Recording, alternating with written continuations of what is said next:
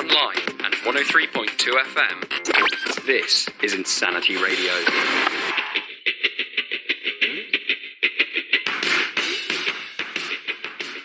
Modern Love by David Bowie. You're listening to The Whack Attack Show. Hope you all are having a smashing day. Now, it's been about 2 weeks since the last show, and that was basically because I was handling some very important business in the Congo. And let's just say, once you're in the rainforest, it's a bit hard to leave when you have 200 tribesmen that you thought were your friends chasing you for your own flesh and meat. So, anywho, it's time to get started with the news stories. And the first news story of the day is a politician who criticized squirrels gets hospitalized by a squirrel. Now, early in October, the alderman, which is basically an elected member of the city council for Chicago's 21st ward, by the name of a Mr. Brookins, went into a public rant. Aggressive squirrels is what he said, saying that the furry critters kept eating through the city garbage cans. But Brookins just had no idea how aggressive these squirrels could actually be, as he found himself in a hospital with a skull fracture after the squirrel leapt into the path of his bike, wrapping itself into the bike's spokes, causing him to flip over the handlebars, and baboosh, his head got cracked. After the incident, he complained, "I can think of no other reasons for the squirrel's actions than it was like a suicide bomber getting his revenge." Now, this is an actual quote from Mr. Brookins, who is a part of the Chicago's 21st Ward, quite a respected politician, might I add. Now, some news outlets, such as the Chicago Sun-Times, covered the incident but simply said it was a freak accident, and they were apparently afraid to call it a radical squirrel terrorism by name, which I think would have gotten way more hits. Imagine the headlines: "Squirrel Gone Radical Single-Handedly Takes Down Chicago." Now, that news story will blow up faster than an ISIS suicide training camp, I guarantee you that. Now, Brookins posted about the accident on Saturday to announce that he would be unable to attend further events in the future as he will still recover from his serious squirrel injuries. Now, sadly, the squirrel did not survive because once an animal gets stuck inside a bike wheel and goes around a few times and a few rotations, you don't survive that most of the days.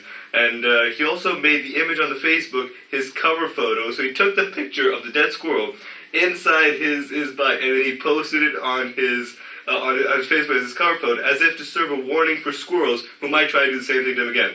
Now, this is some sort of anti-squirrel propaganda. Now, ladies and gentlemen, this man might have single-handedly triggered a conflict against squirrel kind. Now, once they evolved to use Facebook, and I mean, they're evolving pretty fast, so, I mean, the squirrels, have you seen the squirrels at Hyde Park? They are extremely advanced. They go up to you. They're no longer scared of you. They're evolving. They know that humans are more scared of them than they are of us. So, what they're going to try to do is, they're going to try and have a revenge against us. So you heard it, folks. So keep holding your nuts, because we might have a squirrel revolution brewing in our hands. Next up, a man still doesn't know the U.S. elections. Who won the U.S. elections wants to keep it that way. Now, a man in Brunswick, Georgia, has elected not to find out who won the election. The guy by the name of Joe Chandler went to bed election night knowing that if the winner was Hillary Clinton or Donald Trump, he did not know who won. And he said, "I was invited to an election party to stay up all night with everybody, gnawing their nails, hanging on." And he thought, you know what? There has to be a better way. Now, Chandler decided not to go to sleep before the results were in, intending to find out who the winner was the very next day. Now, when he woke up, he was feeling immensely peaceful. Like, he was like, this is a great day. Now, why ruin it? And, why ruin it by knowing who won the election? So he decided to keep on hold of, not knowing what it was. So he's like, YOLO, I'm not going to decide. I don't want to know who won the elections. So he stated, "Having subtracted myself from this political fracas and all of the mayhem of the digital media, he found a center of the cyclone." And as everyone knows, the center of a cyclone is a very peaceful area. So he said it's peaceful. He was stuck in this peaceful bubble of ignorance. And which really makes you think, doesn't it? Do we really need to consume the news these days? Do we really need to wake up in the morning and find out that Prime Minister Theresa May is spying on our cheeky Snapchats? Now, that's just a thought. Do we really need that? Now, anyway, to ensure that the bubble doesn't pop before he's ready, Chandler has avoided newspapers, TVs, and the interwebs, of course. Now, he's taking this to the very next level, because when he goes outside, he wears headphones, so he doesn't overhear any news, and he also asks others to basically stop saying to him by wearing a massive sign that says, "I don't know who won, and I don't want to, so please don't tell me." This is in caps, by the way, so you know he is serious. Now, he knows that this won't last forever, and he ended by saying, if I'd make it to 2020, he'd love that, but he'll be lucky to even make it to tomorrow. Now, the moral of the story that we can take from this is that if you have immense amounts of determination, just screw the news until it becomes the olds. And final news story is a $750 weed grinder necklace is here just in time for the Christmas holidays. Now, it's been a pretty big month in the USA as far as marijuana goes. California, Massachusetts, Nevada, and Maine became the latest states to approve recreational use of marijuana. This was back in November 8th. Now, with the holidays right around the corner, what better way to celebrate the start of the season than by purchasing an obscenely priced contraption in which you can grind up all that legal weed? Now, Vetements, a French brand, offers a $980 t-shirt and now is trolling the masses with a new $750 weed grinder necklace called the Natch. Now, for all you economically concerned pot enthusiasts, there are other alternatives. You do not have to go for this particular one. But, for example, there's a $16 Salem Winter Pipe grinder that is very famous these days. Now, I can't speak to the Vetements grinder's grinding abilities, but $750 sure is a high price to pay for something like this. And that was the news stories of the day. And next up, we've got a very intriguing topical debate on fracking, hydraulic fracturing, the phrase or the word that strikes fear into people's hearts. Because when they hear it, they're like, oh, hell no. But is it really that bad? Is it the devil's work? What is it? We're going to be having our special correspondents from Florida, Abu Ayoub, and our correspondent from Bordeaux in France called Pierre. They're going to have a nice little debate on whether fracking is good, yay or nay. But next up, it's one of my favorite rap songs. This is Mark Ronson, Ooh Wee. You're listening to The Whack Attack Show. La, la, la, la, la, la, la, la, la, la, la, la. This is Insanity Radio, 103.2 FM.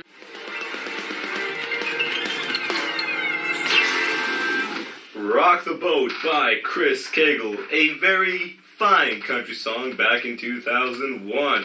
Now, we're about to start a debate on a hot topic known as fracking. Now, before we get into the nitty-gritty and the intense hailstorm that's about to come up, what is fracking? So fracking is basically when you inject liquid at very high pressure into the ground and you try to fracture the surrounding soil underneath so you can extract that little bit of fossil fuel, a little bit of oil, whether it be oil or gas, from the fissures that you've opened up.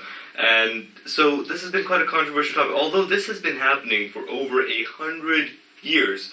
Now, people are very concerned about this because there have been all sorts of hoo-ha going about how it's dangerous, this and that. Is it really worth it? And should we just move on to renewables?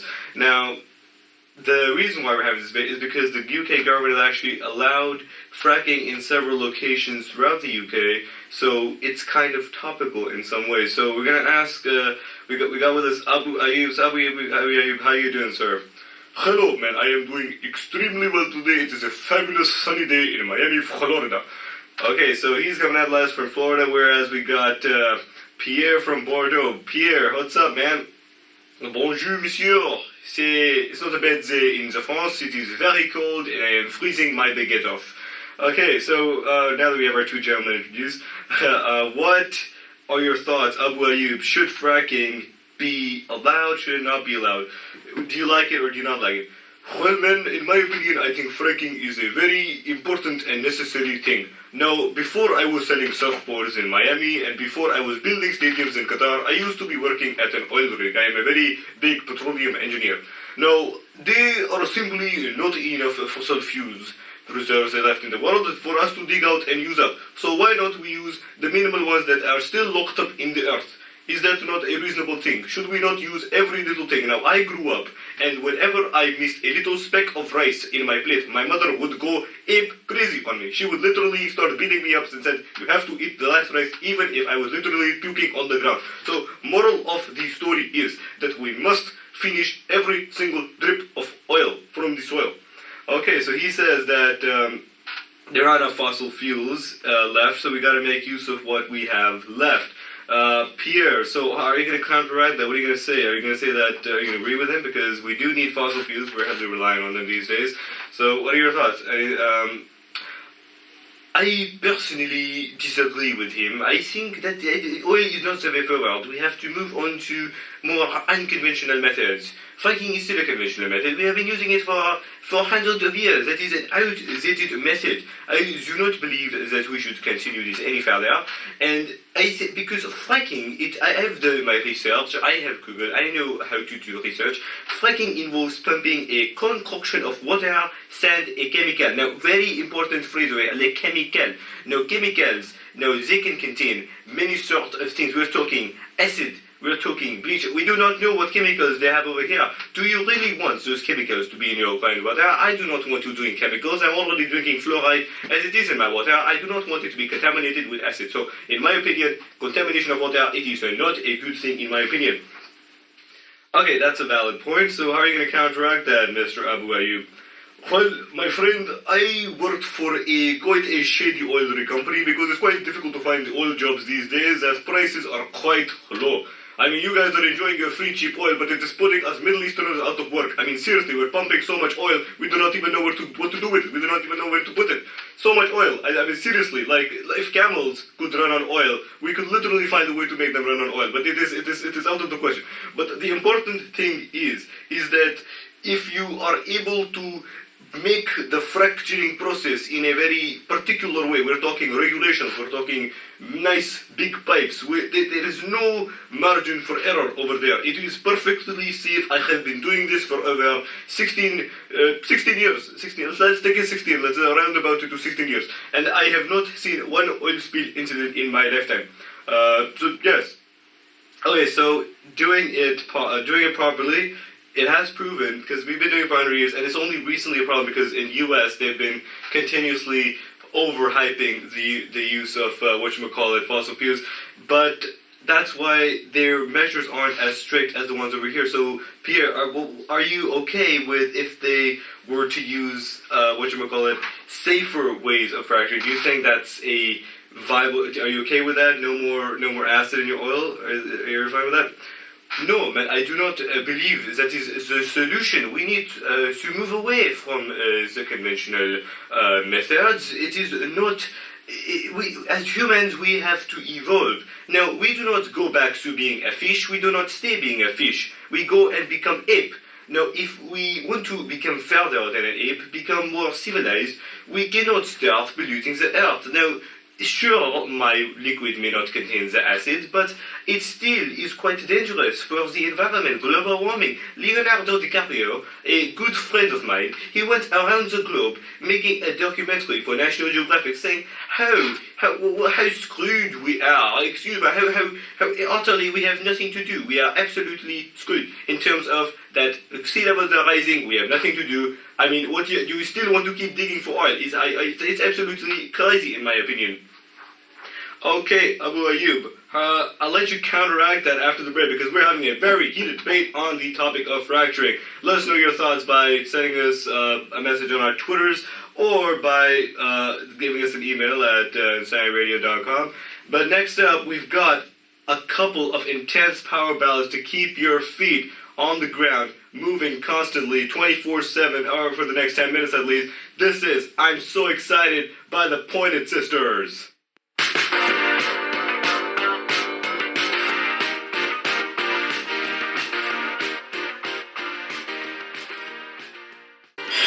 This is Insanity Radio, 103.2 FM.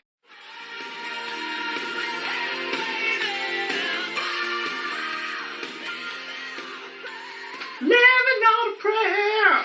That was Living on a Prayer by Bon Jovi. Hopefully that cheered your day up, because it sure did mine. I was singing like crazy in the radio studio. Okay, now back to our very intense debate, which ended with Pierre saying that we need to evolve, because we as humans have evolved from a fish to a monkey to a human. So do we need to evolve much more technologically advanced ways to find our energy resources? We need to stop fighting for oil all the time. We need to find new ways, find something green, something very, very green. So, Abu, what is your response to finding something green?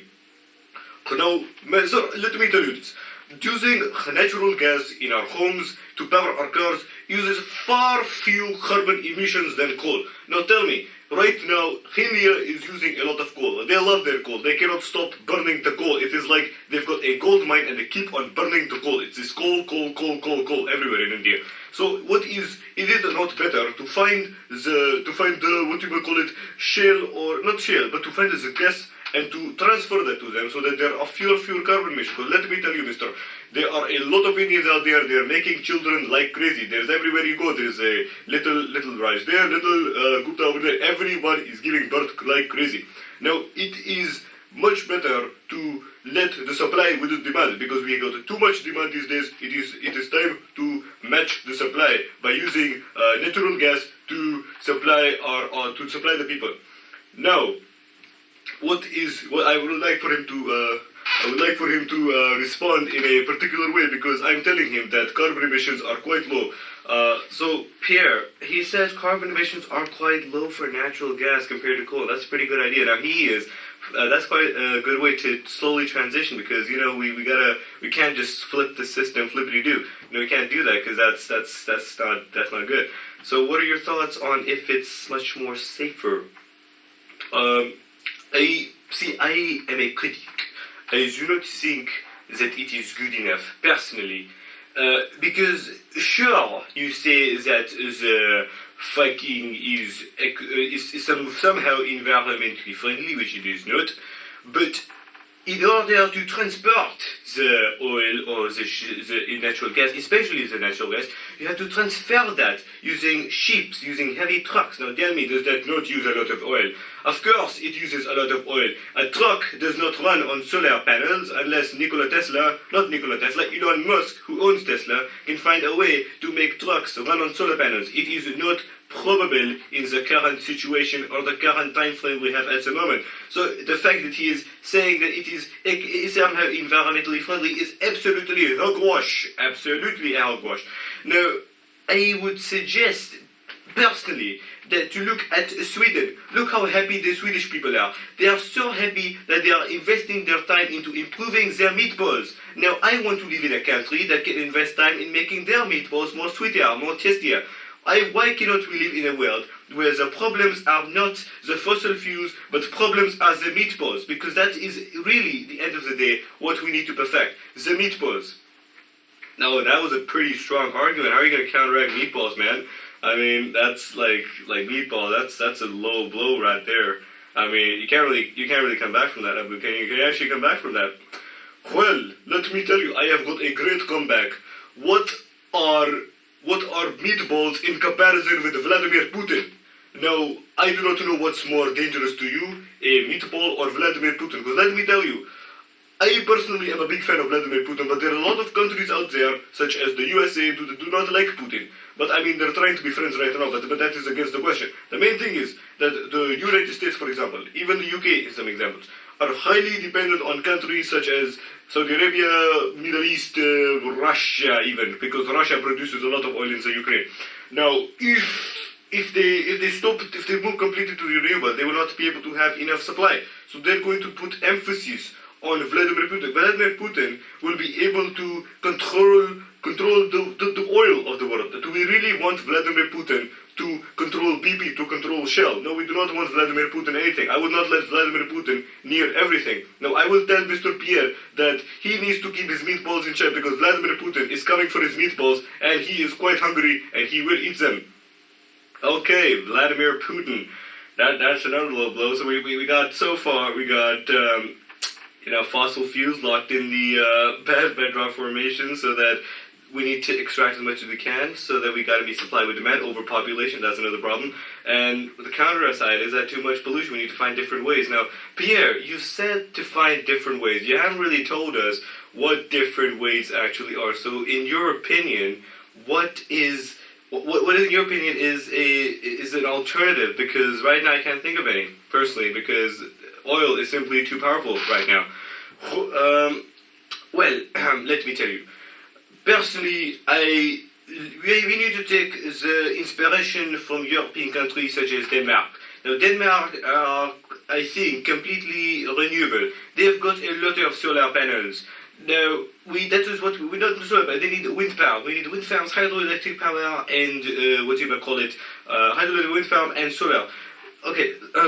You say solar, but what about countries like that don't get enough sunlight, such as the UK, and countries that don't have wind? Like what's a windless country? You don't get much wind in the Atacama Desert of Peru. What do you say to that? Well, there is always way to make wind. I mean, there is always way to make wind. We can make wind with the artificial wind ways. They are ways. Okay, let me just tell you, it's bad. It is bad. It is bad. Okay, so there's Pierre saying that we use renewable all the way, but one thing we must get from this is that we're not at a current state in which we can simply straight up move to oil. So what we need to do is use fracking. I personally think we need to use fracking so that we can, until we find a well-versed alternative, we gotta use fracking. I mean, it's not fantastic, as Donald Trump says, but it is especially huge in terms of the fact that it can help us with low emissions, and it can actually help us meet supply with demand, especially as India and China are booming like crazy. So that's the debate over. Hopefully you enjoyed that very intense debate on digging holes in the ground and taking dead matter from them. All right, so next up we've got a song from a quite a great childhood movie. I don't know if you've seen George of the Jungle, and this is by a guy called Johnny Clegg. This is Della.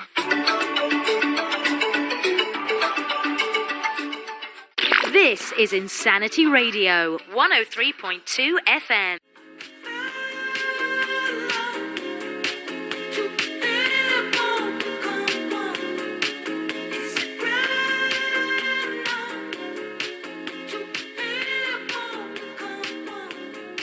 Oh, what an amazingly soothing track. That was Walking on a Dream by the band Empire of the Sun. Ooh, that's a song. That's a great song.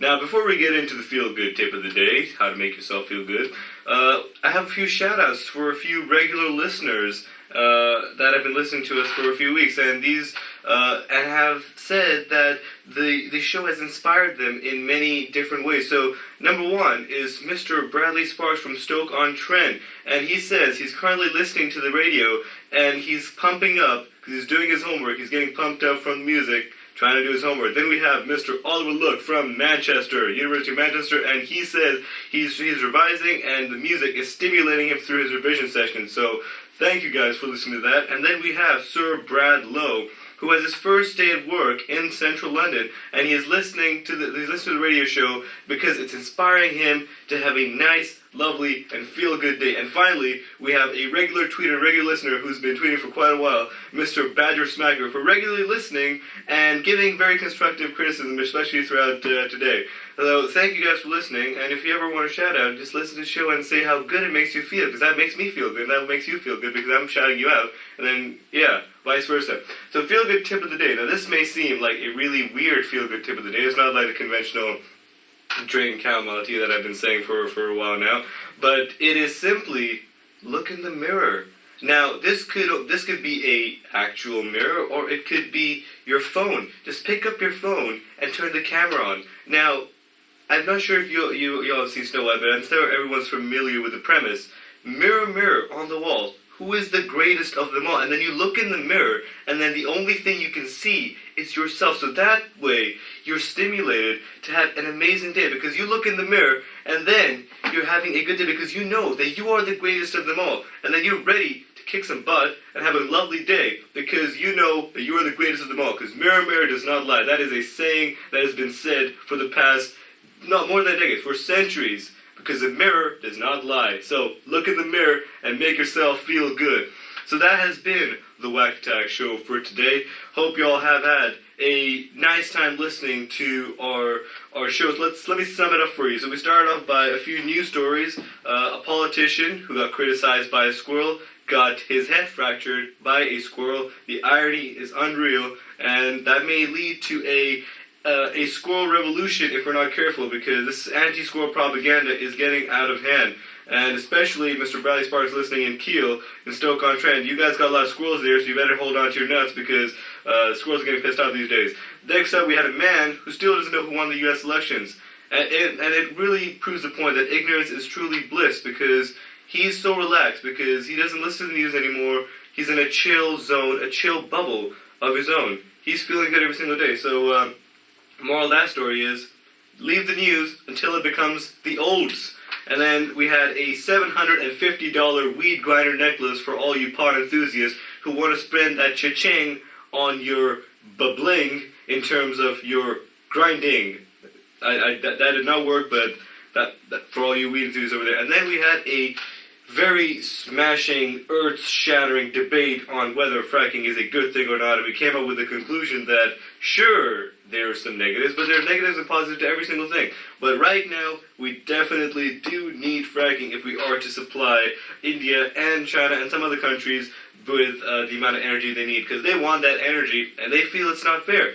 So, and then, finally, feel-good tip of the day, which was to look yourself in the mirror or your camera, front-facing, not back-facing, because then that wouldn't work. That whole premise would just get screwed up. So look at yourself in the mirror and think, mirror, mirror on the wall, who's greatest of them all? And that is you. So hope you all have a lovely day, and what better way to start or to continue having a lovely day than by listening to Bill Withers' Lovely Day. This is the Whack Attack Show. My name is Chaudhry Wacka, signing out. See you guys next Thursday, 12 to 1. Bye-bye. Have a lovely day.